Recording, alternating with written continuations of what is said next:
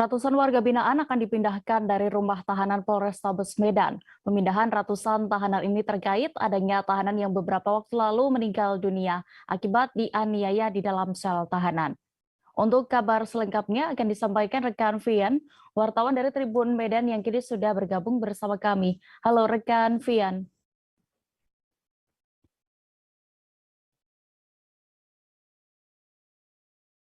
Halo rekan Vian. Ya, halo rekan Dea. Iya, bisa Anda informasikan apa sebenarnya alasan para tahanan ini akan dipindahkan akhirnya? Ya, baik rekan Dea dan juga pemirsa di rumah terkait pemindahan para tahanan dari sel Polrestabes Medan ini terkait adanya seorang tahanan yang meninggal dunia beberapa waktu lalu. Terkait hal tersebut, Polda Sumut mengambil langkah yaitu untuk memindahkan sekitar 300 orang tahanan ke lapas. Ya, baik rekan Dea. Ya, Vian, lalu berarti ada berapa totalnya yang dipindahkan dan juga dipindahkan kemana nantinya?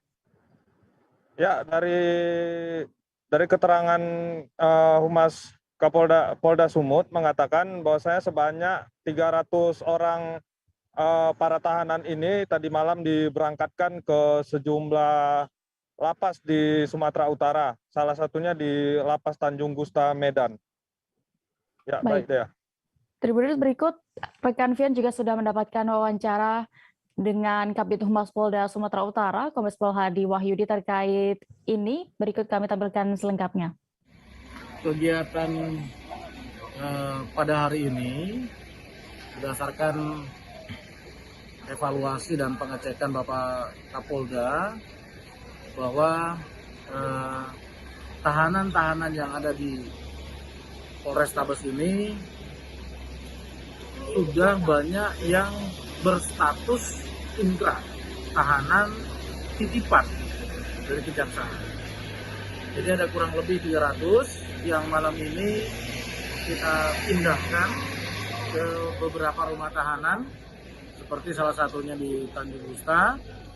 Nah, menyikapi dari pemindahan ini, sekarang berkaca kepada kejadian beberapa waktu yang lalu ya, ada tahanan yang meninggal dianiaya oleh sesama rekan tahanan sendiri. Jadi kita tidak ingin hal itu terjadi.